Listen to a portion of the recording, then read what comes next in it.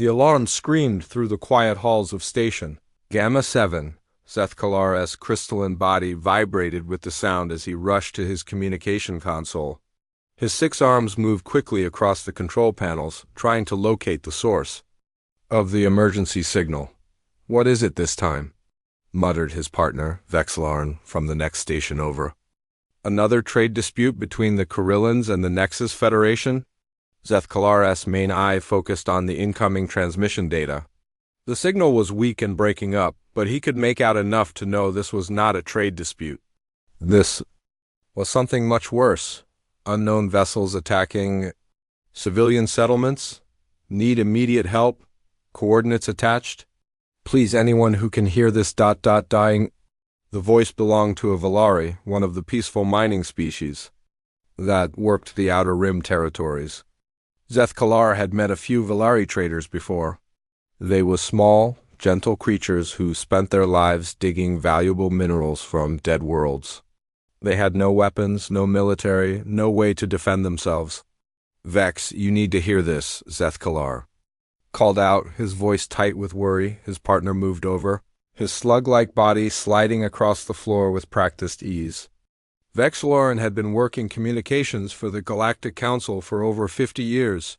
He had heard every kind of distress call imaginable, but when he listened to the transmission, his face went pale. "That's coming from Zarian Prime," Vexlorin said slowly. "The Valari mining colony. They have about 30,000 civilians there." Zethkalar was already pulling up the tactical display. The holographic star map showed the location of Zarian Prime, a small yellow dot in the far reaches of the Andorian sector. It was a long way from any Council military base. "How long would it take our ships to get there?" he asked. Vexlarn worked the calculations on his console. His face grew darker with each number that appeared on the screen. "The nearest Council fleet is stationed at Proxima Base," he said. "At maximum speed, they could reach Zarian Prime in 72 hours. 72 hours? Zethkalar's voice rose in panic. "Listen to that transmission again. Those people don't have 72 hours. The distress signal kept repeating, getting weaker each time. The Valari voice was filled with terror and desperation. In the background, they could hear explosions and the sound of structures collapsing. "We have to do something," Zethkalar said. "We can't just let them die." Vexlarin looked at him with sad eyes. "What can we do? The Council's hands are tied. Admiral Vexmorin has his fleet dealing with the Kurillian situation. Admiral Yanthara is handling the mining rights dispute in the Vega system. Everyone else is scattered across 17 sectors." Zethkalar stared at the star map, his mind racing. Then he noticed something. A small cluster of blue dots near the Sol system, not far from Zarian Prime. According to the navigation computer, those ships could reach the Valari colony in just 8 hours. "What about them?" he asked, pointing at the blue dots. Vexlarn looked at the display and his body tensed. "Those are human ships. So humans are..." Vexlarn paused, searching for the right words. "They're different from us. They come from a death world. Everything on their planet tried to kill them for millions of years. It made them aggressive." Zethkalar had heard the stories about humans. Most species in the galaxy had. Earth was a terrifying place where the weather could kill you, the animals hunted in packs, and the plants were poisonous. The humans who came from such a world were naturally violent and dangerous.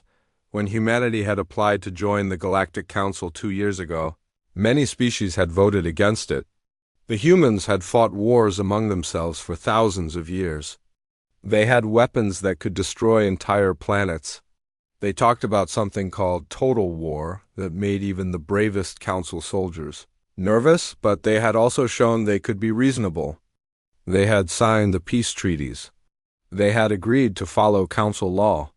And most importantly, they had the ships and the firepower to reach Zarian Prime in time. "Vex, those Valari civilians are going to die if we don't do something," Zethkalar sighed. "I don't care if humans are scary. They're the only ones who can help." Vexlarin shook his head. "You can't just send humans to fight someone. Do you know what happened the last time humans got angry?" They destroyed 3 of their own cities with nuclear weapons. They fought wars that killed millions of their own people. If we send them to Zarian Prime, they might end up killing more civilians than they save. Another transmission came through, weaker than before. This time they could barely make out the words. The Villari were begging for help, saying the attackers were landing. Ground troops. They were taking prisoners. Zethkalar looked at the tactical display again. The human ships were so close, just 8 hours away, while the Council fleet was 3 days away. I'm going to send them the distress signal, he decided. You can't. Vexalarn moved to block him from the console. That's against protocol. Old distress calls have to go through proper channels. The Council has to approve any military action. The Council isn't here, Zethkalar said firmly. Those people are dying right now. The humans are the only ones. Who can reach them in time? But what if the humans make things worse? What if they decide the Villari colony is a good place to set up a military base? What if they start a war? Zethkalar listened to another weak transmission from Zarian Prime. The Villari voice was getting harder to understand. There was more static, more background noise of destruction. What if we do nothing and 30,000 innocent people die? He asked. Vexalarn went quiet. He stared at the tactical display, watching the human ships move through space on their patrol route. They were powerful vessels, much larger than anything the Villari had for protection. If you do this, Vexalarn said slowly, and something goes wrong, the Council will blame you. They might throw you out of the service. They might even put you in prison. Zethkalar's crystalline hands hovered over the communication controls. He thought about his career, his family, his future. Then he thought about 30,000 Villari civilians who were about to die because the Council's ships were too far away. I'll take that risk, he said. His fingers moved across the controls, encoding the Villari distress signal and the coordinates of Zarian Prime. He added a brief message explaining the situation and the urgency of the response needed. Then he sent it directly to the human fleet. It's done, he said quietly. Vexalarn looked at him with a mixture of fear and respect. I hope you know what you've just done. Zethkalar stared at the star map, watching the blue dots that represented the human ships. In a few minutes, they would receive his message. In a few minutes, they would have to decide whether to help a species they barely knew. I hope they're better than the stories say, he whispered. Neither of them knew that this single decision would change the galaxy forever. Neither of them knew that they were about to witness why Earth was called a death world, and why humanity's greatest strength was not their weapons or their aggression, but their willingness to fight for people they had never met. The message was sent. Now all they could do was wait and see what the humans would do. Admiral Jake Morrison was drinking his morning coffee when the priority message arrived.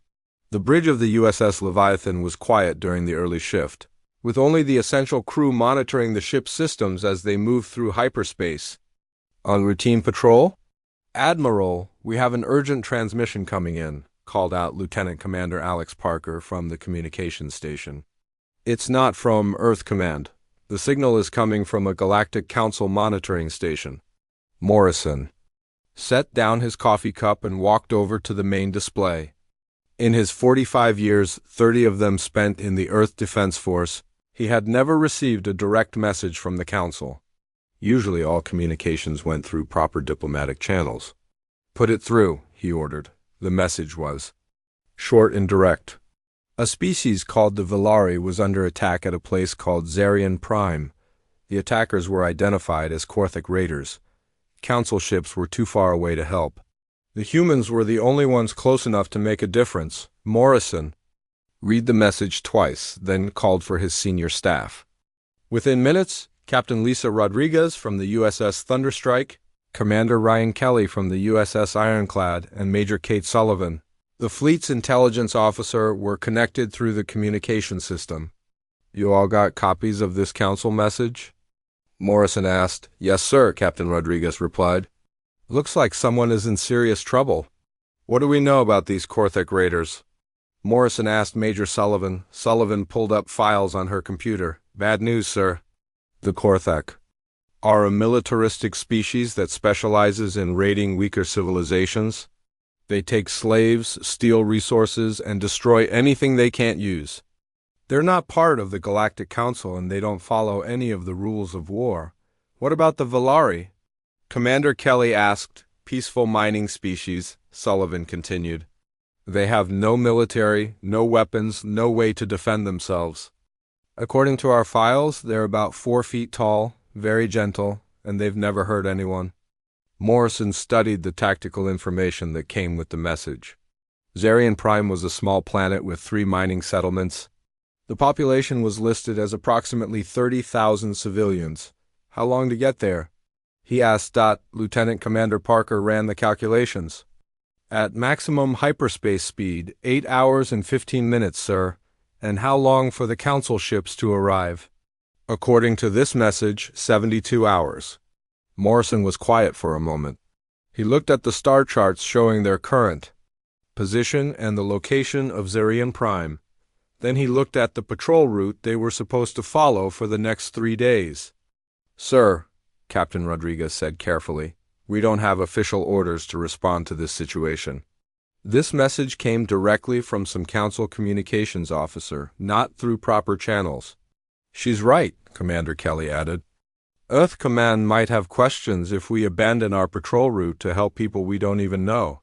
Morrison understood their concerns. The Earth Defense Force had strict rules about when and where human ships could engage in combat. Humanity was still new to the Galactic Council, and many species were already nervous about human military power, but then he thought about 30,000 innocent people under attack by raiders who specialized in taking slaves. Major Sullivan, what's your assessment of the tactical situation? He asked. Sullivan brought up more data on her screens. Long-range sensors are picking up the Korthic fleet now. 37 ships, sir. Mix of heavy cruisers, destroyers, and troop transports. They're already in orbit around Zarian Prime. Numbers on our side? 12 heavy cruisers, 8 destroyers, 4 carriers. 24 ships total. Captain Rodriguez whistled softly. They outnumber us, sir. By how much? 37 to 24, about 3 to 2 odds. Morrison had fought in worse situations. During the Titan War, he had commanded a small fleet against superior numbers and won. But that had been against human opponents who fought by human rules. These aliens might be different. What do we know about Korthic fighting ability? He asked. Sullivan scrolled through her files. They rely on overwhelming force and intimidation. Most species surrender when they realize they're outnumbered.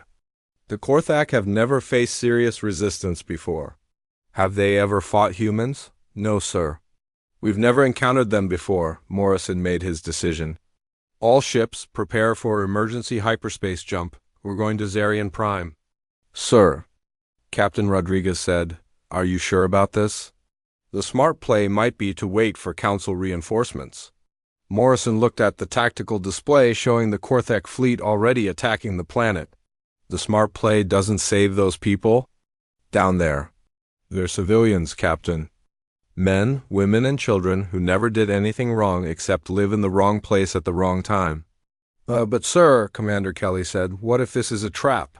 What if the council is testing us to see how we react? Then we'll show them exactly. How humans react when innocent people are in danger, Morrison replied. He opened a channel to all ships in the fleet. This is Admiral Morrison. We have just received word that a civilian population is under attack by hostile raiders. The attackers are taking prisoners and destroying settlements. Council forces are too far away to help. He paused, looking around the bridge at his crew. They were all watching him, waiting for his decision. We are the only ones who can reach these people in time. I know we don't have official orders for this mission. I know some of you might be worried about the political consequences. But I also know that none of us joined the defense force to stand by and watch innocent people die. The bridge was completely silent except for the hum of the ship's engines. We're going to help them, Morrison continued. All ships plot course. For Zarian Prime, maximum hyperspace speed. We'll be there in 8 hours. One by one, the other ship commanders acknowledged the order. Morrison could hear the excitement in their voices. These were people who had joined the military to protect others, and now they had a chance to do exactly that. "Sir," Lieutenant Commander Parker said, "should I send a message back to the Council Station letting them know we're responding?" "Do it, and send a copy to Earth Command. Tell them we're providing humanitarian assistance to civilians under attack." "What about rules of engagement, sir?" Captain Rodriguez asked. Morrison's expression hardened. "These raiders are attacking unarmed civilians. They're taking prisoners. They're destroying homes and families." He paused. "No quarter. We go in fast, we hit them hard, and we don't stop until every last one of them is either dead or running." The fleet changed course, 24 human warships turning toward a planet they had never seen to help people they had never met. None of them knew that this single act of compassion would change how the entire galaxy viewed humanity. As the ships entered hyperspace, Morrison stood on the bridge looking out at the stars. In 8 hours they would arrive at Zarian Prime. In 8 hours, the Korthic raiders would learn something that the galaxy was about to discover. Humans didn't just come from a death world. They brought that death world with them wherever they went. And right now, they were bringing it to anyone who thought they could hurt innocent people without consequences. The human fleet dropped out of hyperspace at the edge of the Zarian system like a pack of wolves entering a slaughterhouse. What they found made every crew member's blood run cold. Admiral Morrison stood on the bridge of the USS Leviathan, watching the tactical display update with new information. The planet Zarian Prime hung in space like a wounded animal, with fires burning across its surface from orbital bombardments. Around it, the Korthic raider fleet moved in a slow, predatory circle. "Report," Morrison ordered. "Lieutenant Commander." Danny Wright, the tactical officer, worked frantically at his station. 37 enemy vessels confirmed, sir. They're spread out in 3 attack groups. The main force is maintaining high orbit over the planet's largest settlement. The other 2 groups are hunting down civilian evacuation ships. Morrison watched the display as another small dot disappeared from the screen. Another civilian ship destroyed, another group of families murdered. "How many evacuation ships are still running?" he asked. "Sensors show 12 civilian transports trying to escape the system, sir. But the Korthak have positioned destroyer squadrons at all the hyperspace jump points. They're not letting anyone leave." Captain Rodriguez's voice crackled over the communications. "System from the USS Thunderstrike. Admiral, we're picking up ground-based transmissions from the planet. It sounds like they're taking prisoners." Morrison's hands tightened into fists. Taking prisoners meant slavery. The Korthak were not just killing people. They were taking them to be sold in the illegal slave markets that operated in the lawless sectors of the galaxy. "Sir," Major Sullivan said from the intelligence station, "long-range scans show Korthak troop transports landing at all 3 settlements. They're loading civilians onto those ships." Commander Kelly's voice joined the conversation from the USS Ironclad. "Admiral, we're outnumbered 3-2. The smart tactical move would be to wait for Council reinforcements." Morrison stared at the display showing the Korthic fleet.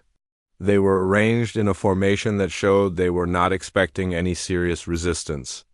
Their ships were spread out, focusing on different targets instead of supporting each other. "The smart tactical move doesn't save those people," Morrison said. "Look at their formation. They're not expecting a fight. They think they're just collecting slaves and having target practice with civilian ships." "Sir," Lieutenant Commander Parker said, "we're receiving a transmission from the Korthic fleet. They're trying to communicate with us. Put it through." The main screen flickered and showed the face of a Korthic commander. The alien looked like a cross between a lizard and an insect, with multiple eyes and sharp teeth. When it spoke, its voice was a harsh, grating sound. "Unknown vessels, you are interfering with a legitimate salvage operation. These colonies have been claimed by the Korthic Empire. Leave immediately or face the consequences." Morrison stepped forward so the alien could see him clearly.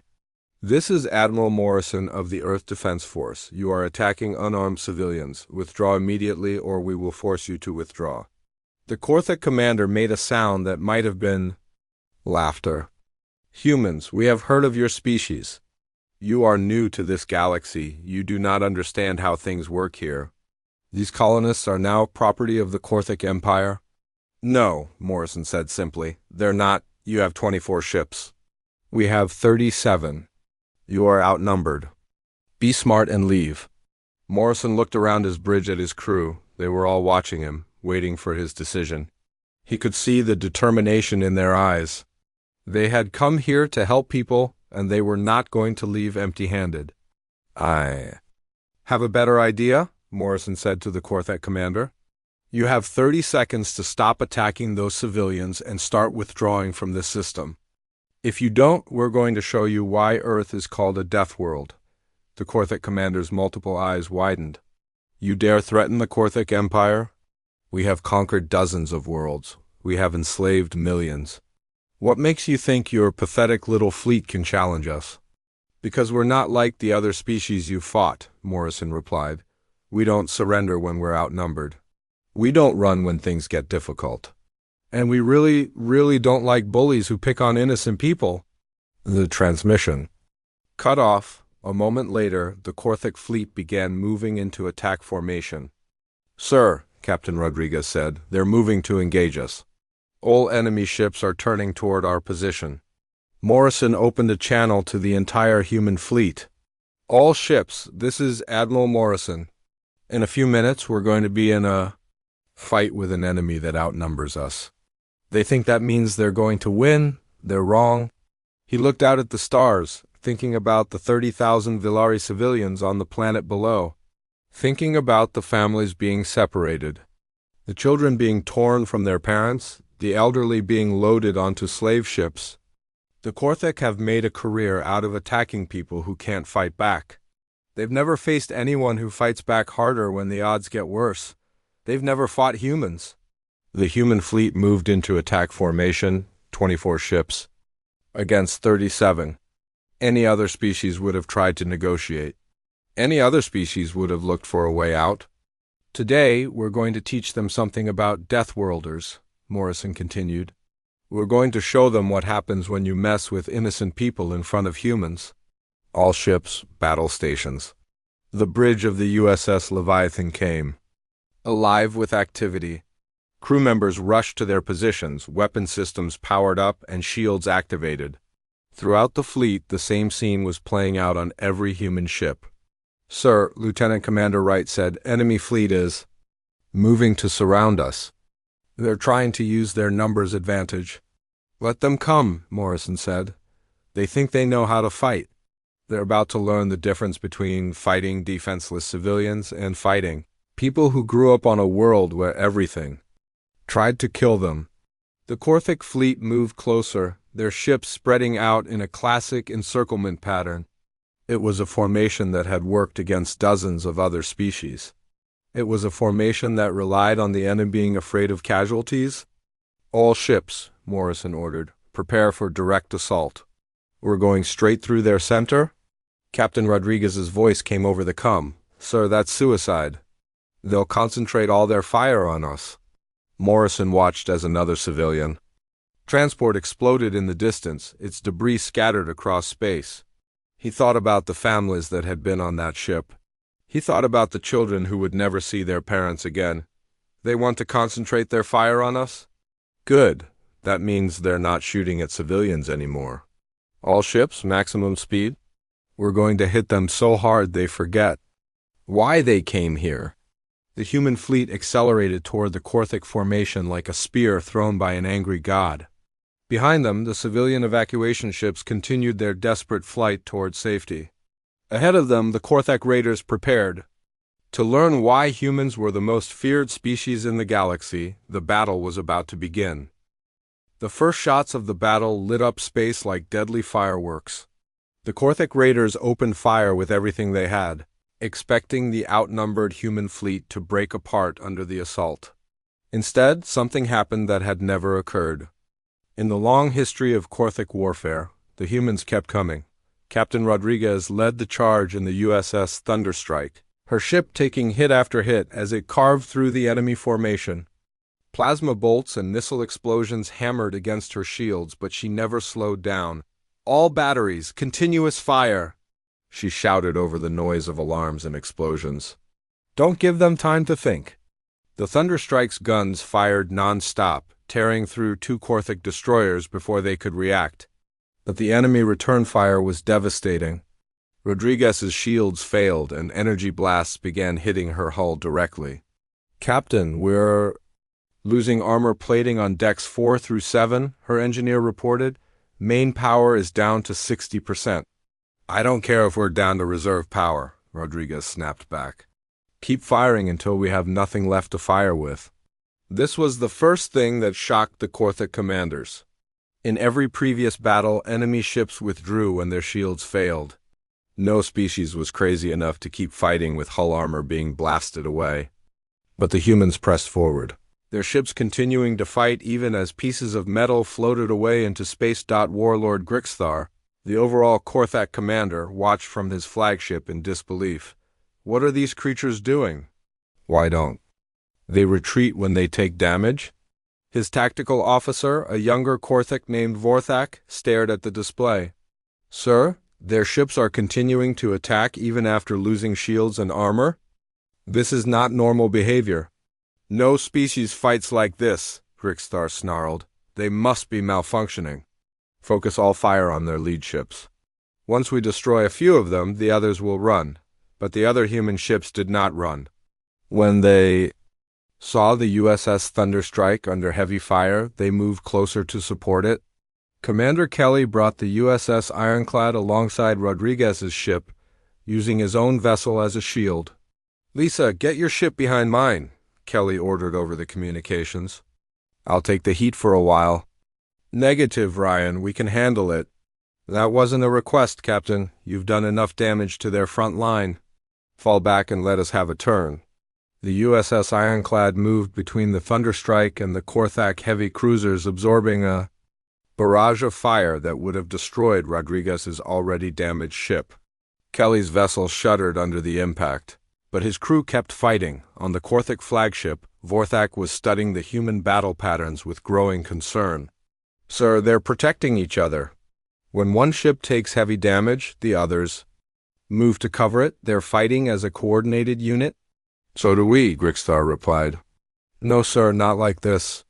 When our ships take damage, they pull back to safety. These humans are moving damaged ships closer to the fight. They're using wounded vessels as weapons." It was true. The human fleet was fighting in a way that made no tactical sense to the Korthak. Damaged ships should retreat for repairs. Instead, the humans were using their most damaged vessels for the most dangerous missions. Admiral Morrison watched the battle from the bridge of the USS Leviathan, coordinating the attack. His ship was in the center of the formation, taking fire from multiple directions. "Sir, the Ironclad is reporting critical damage to their main engines," Lieutenant Commander Wright reported. "Commander Kelly says they can't maintain current speed." Morrison opened a channel to Kelly's ship. "Ryan, fall back to a safe distance. You've done your part." Kelly's voice came back, filled with static and background noise. "Negative, Admiral. We still have guns, and those bastards are still shooting at civilians. As long as we can fight, we fight." "Commander, that's an order." "Sir, with respect, my ship is about to explode anyway. Might as well take some of these raiders with us when we go." Morrison realized what Kelly was planning. The USS Ironclad was dying, its hull cracked open and atmosphere venting into space. But Kelly wasn't going to let his ship die quietly. "All ships, clear the area around the Ironclad," Morrison ordered. "Commander Kelly, you are authorized to use any means necessary." Kelly turned his crippled ship toward the largest group of Korthik vessels. The Ironclad limped forward on emergency power, its weapons still firing even as systems failed throughout. "The ship. This is Commander Kelly to all Korthik ships," he broadcast on an open channel. "You wanted to know what makes humans different. Here's your answer. We don't know how to quit." The USS Ironclad rammed into a Korthak heavy cruiser at full speed. Both ships exploded in a ball of fire that lit up the entire battlefield. The explosion took out 2 other Korthik vessels that had been too close to the impact. The silence that followed lasted for several seconds. Then Warlord Grixthar's voice screamed across the Korthic communication network.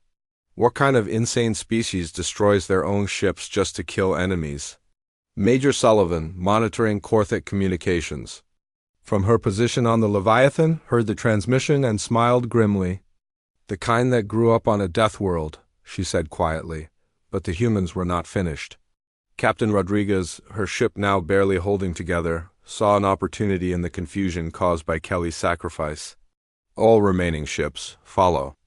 My lead, she broadcast. We're going to finish what Ryan started. The human fleet, now down to 23 ships, pressed their attack with even greater fury. The loss of the ironclad had not weakened their resolve. It had made them angrier. Lieutenant Commander Parker, coordinating communications, was recording everything.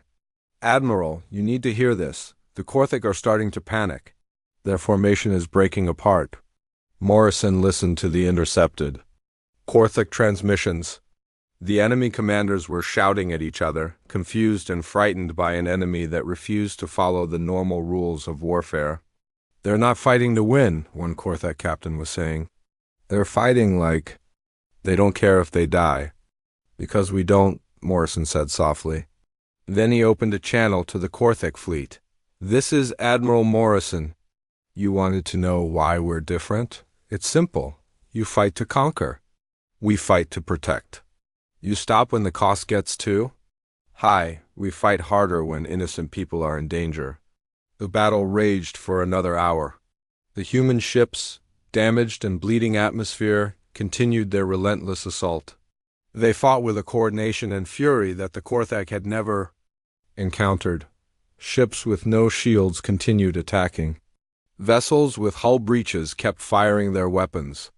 Crews that should have surrendered fought until their ships could no longer move. By the time the last Korthic ship was destroyed or fleeing the system, the human fleet had lost 6 vessels and suffered damage to every remaining ship.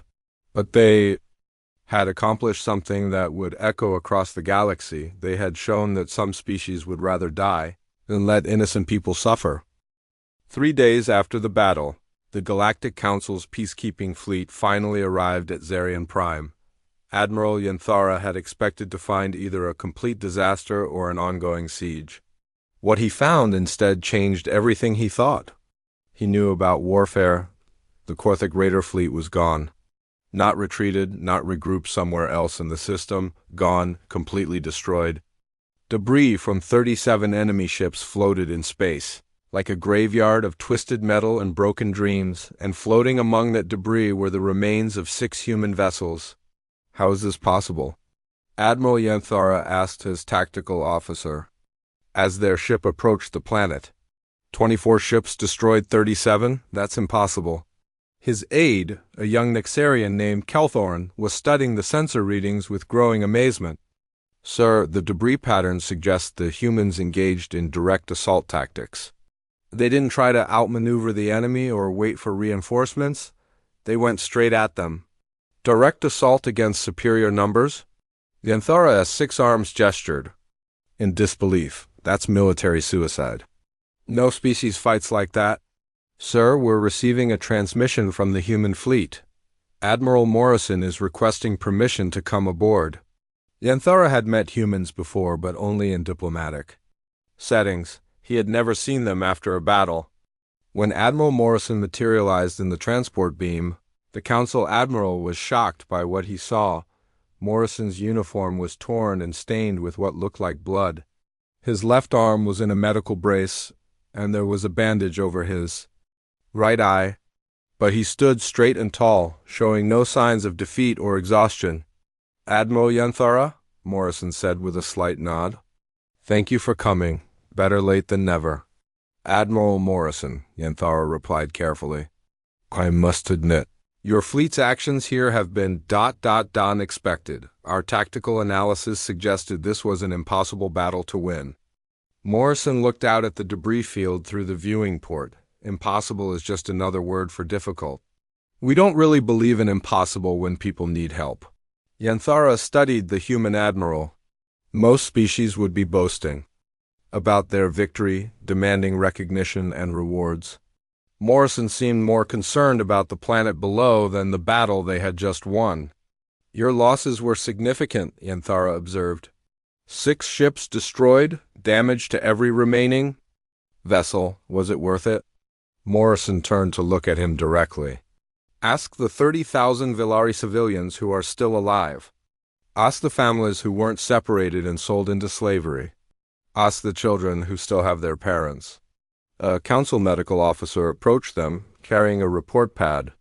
Admiral Yanthara, we've completed our initial assessment of the human casualties. The numbers are ... disturbing. How so? Yanthara asked. Sir, we've found crew members still at their duty stations despite injuries that should have killed them. Engineering teams working with broken bones and internal bleeding. Bridge officers who continued commanding their ships while unconscious from blood loss. Morrison shrugged as if this was perfectly normal. When people are counting on you, you don't have the luxury of staying down. Our medical teams patch us up as best they can, and we keep working. The medical officer looked confused. But sir, some of these injuries would incapacitate most species for weeks. How do humans continue functioning with such damage? Practice. Morrison said simply, Earth isn't a gentle world. We learned early that if you stop moving, you die. So we don't stop moving. Admiral Yanthara requested a tour of the human ships to assess the damage. What he found aboard the USS Leviathan left him speechless. The ship looked like it had been through a war zone because it had entire sections were open to space, sealed, off by emergency force fields. The main corridor had scorch marks from internal explosions. The bridge had a hole in the ceiling where a Korthek missile had punched through 3 decks, and everywhere he looked, human crew members were working to repair the damage. Admiral, Captain Rodriguez said as she joined the tour, the Thunderstrike took heavy damage, but we managed to save most of our people. We'll be operational again in about a week.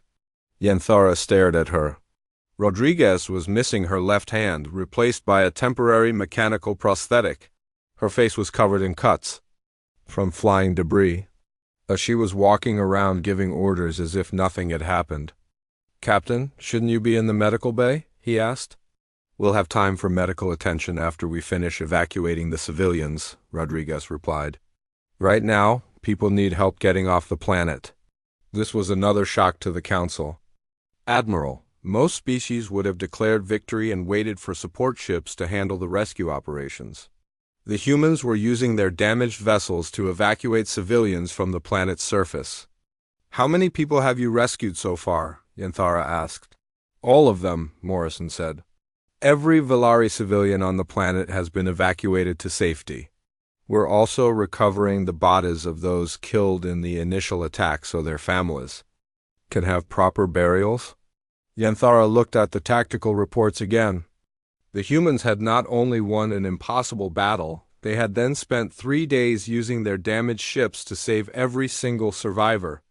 This level of commitment to civilian protection is unusual, he said carefully. Morrison stopped walking and turned to face him. Admiral, with respect, what's unusual is that anyone finds it unusual. These were innocent people under attack by slavers and murderers. What else were we supposed to do? Most species would have waited for proper authorization from the Council. They would have followed protocols and procedures. And while they were following protocols, 30,000 people would have died or been enslaved, Morrison replied. We don't have time for protocols when lives are at stake? The tour continued through the ship, and everywhere Yanthara looked, he saw the same thing. Humans working despite injuries that would hospitalize most other species. Crew members who had lost friends in the battle but continued their duties without complaint. Engineers who had jury-rigged repairs that violated every principle of safe starship operation but somehow kept working. Your people seem to have no regard for their own safety, Yanthara observed. Major Sullivan, who had been listening to the conversation, looked up from her reports. We have plenty of regard for our safety, Admiral. We just value other people's safety more. When the tour was finished, Admiral Yanthara returned to his own ship deeply troubled. He called an emergency meeting with his senior staff to discuss what they had witnessed. The humans fought their ships past the point of destruction, his Engineering officer reported. They continued combat operations with damage that should have forced them to surrender. Their casualty rates are 3 times higher than any other species would accept, his medical officer added. But their morale remains completely intact. They saved every single civilian, his tactical officer concluded. Not just the ones they could easily reach. Every single person on that planet. Admiral Yanthara sat in his command chair, trying to process what he had learned. In 300 years of military service, he had never encountered anything like this. Sir, his aide asked quietly, what do we tell the council about this incident? Yanthara thought about the question for a long moment. How do you explain to a galaxy of reasonable, civilized species that humanity fought not like soldiers, but like forces of nature? How do you describe a species that would rather die than let innocent people suffer? We tell them the truth, he said finally. We tell them that we have been thinking about humans all wrong. They're not dangerous because they're aggressive. They're dangerous because they care too much to quit. As the Council fleet prepared to leave Zarian Prime, Admiral Yanthara watched the human ships beginning their journey home. They moved slowly. Damaged but victorious, carrying the rescued Villari civilians to safety, he realized that everything in the galaxy had just changed. Word of this battle would spread. Every pirate, every slaver, every bully who preyed on the weak would hear about what happened when they attracted human attention, and every innocent species would know that somewhere in the darkness of space there was a fleet of ships crewed by beings who would cross the galaxy to help strangers in need. The news traveled faster than any ship could fly. Within a week of the Battle of Zarian Prime, every major world in the galaxy had heard the story. A human fleet of 24 ships had destroyed 37 Korthic raiders and saved 30,000 innocent civilians.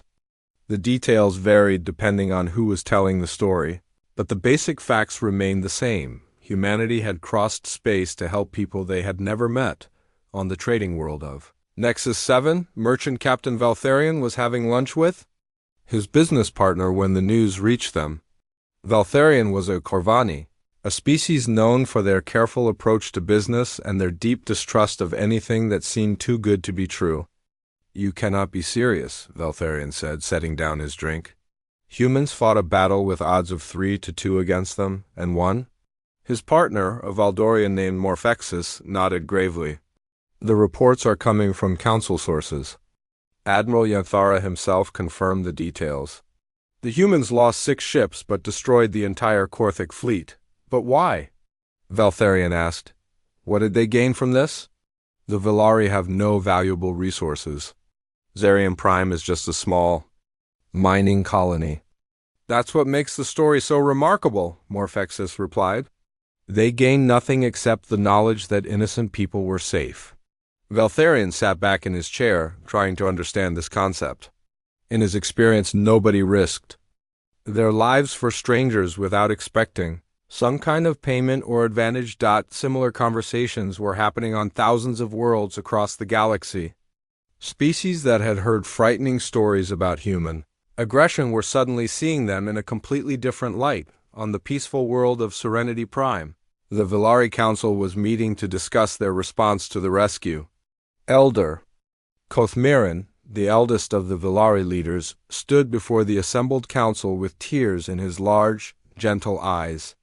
My friends, he said in his soft voice, we have received an offer of protection from the human government. They are willing to station ships in our system to prevent future attacks. What do they want in return? Asked Councillor Yuthelin, a practical Villari who managed their trade agreements. Elder Kothmirin looked down at the message pad in his small hands. Nothing. They want nothing in return. Admiral Morrison's message says they are offering protection, because it is the right thing to do. The council chamber fell silent. In their long history, the Villari had never encountered such generosity from a more powerful species. Perhaps, Elder Kothmiran continued, we have been thinking about humans incorrectly. Yes, they come from a death world. Yes, they are capable of great violence. But they use that violence to protect the innocent, not to harm them. The Velari Council voted unanimously to accept human protection. They also voted to name the rebuilt settlement on Zarian Prime Morrison's Hope, in honor of the admiral who had saved their people, but the Velari were not the only species reconsidering their opinion of humanity. On the industrial world of Corinth Station, Administrator Zexthera was reading reports about increased pirate activity in her sector. The Korthik raid on Zarian Prime had inspired other criminal groups to try similar attacks. "Ma'am," her security chief said, "we've detected 3 different pirate fleets moving toward our outer colonies this week. Our defense ships are not strong enough to fight them." Zexthera studied the tactical reports. Corinth Station was a wealthy world with valuable manufacturing facilities. It was exactly the kind of target that pirates loved to attack. "What about requesting council protection?" she asked. "The nearest council fleet is 2 weeks away. The pirates will be here in 3 days." Zexthera made a decision that would have been unthinkable just a month earlier. Send a message to the human embassy. Request immediate assistance. The human response came back within an hour. The USS Valiant and 3 escort ships were already on their way. They would arrive in 36 hours. When the pirate fleets reached Corinth Station, they found 4 human warships waiting for them. The pirates took one look at the human vessels and immediately retreated to hyperspace. They had heard what happened to the Korthek raiders. Word of this incident spread as quickly as the first story. Human ships were not just capable of winning impossible battles. Their mere presence was enough to scare away criminals. Admiral Morrison was in his office aboard the rebuilt USS Leviathan when he received a priority message from Earth Command. The message was marked with the highest security classification, which meant it came directly from the President of Earth. "Admiral Morrison," the message began, "your actions at Zarian Prime have created a diplomatic situation that we never anticipated. In the past week, we have received formal requests for protection from 17 different species. 3 worlds have petitioned to join the Earth Alliance as associate members. The Galactic Council wants to discuss expanding humanity's role in galactic peacekeeping." Morrison set down the message and looked out at the stars. He had not expected his decision to help the Velari to have such far-reaching consequences. "Sir," his aide, Lieutenant Commander Parker, said as he entered the office, "we're receiving another distress signal. This one is coming from the Altarian sector." Morrison looked at the tactical display showing the location of the new emergency. The Altarians were a peaceful species that had been attacked by raiders before. Their world was rich in rare minerals, making them a target for criminals. "How long to get there?" Morrison asked. 18 hours at maximum speed, sir." Morrison thought about his orders to return to Earth for debriefing. He thought about the political consequences of responding to another emergency without authorization. Then he thought about innocent people under attack. "All ships, prepare for hyperspace jump," he ordered. "We're going to help them." Parker looked surprised. "Sir, Earth Command is expecting us to return home. They want to discuss the political implications of our actions." Morrison stood up and walked to the viewing port, looking out at his fleet. The ships were still damaged from the battle at Zarian Prime, but they were operational. More importantly, their crews were ready to fight again. "Lieutenant Commander, do you know why we joined the Defense Force?" he asked. "To protect Earth and its colonies, sir. That's part of it," Morrison said. "But the real reason is simpler than that. We joined to protect people who can't protect themselves. It doesn't matter if those people are human or alien. It doesn't matter if they live on Earth or on a world we've never heard of." He turned back to Parker. "Send a message to Earth Command. Tell them we're providing humanitarian assistance to civilians under attack. Tell them we'll be home when innocent people stop needing our help." The human fleet changed course once again, 23 ships turning toward another world in crisis. Admiral Morrison knew that this decision would create more political complications. He knew that some people would question his authority to act without orders, but he also knew that somewhere in the Altarian sector, innocent people were in danger. And as long as humans had the power to help, they would never turn away from those in need. As the ships entered hyperspace, Morrison realized that something fundamental had changed in the galaxy. Humanity had accidentally become the protectors of those who had no protection. They had become the force that criminals feared and innocents hoped for. The aliens had sent an SOS hoping for help. What they got was something far more powerful. They got the attention of a species that had learned on a death world that the strong have a responsibility to protect the weak, no matter the cost, and across the galaxy, that lesson was spreading from world to world, carried by the stories of humans who would cross the stars to help strangers simply because it was the right thing to do.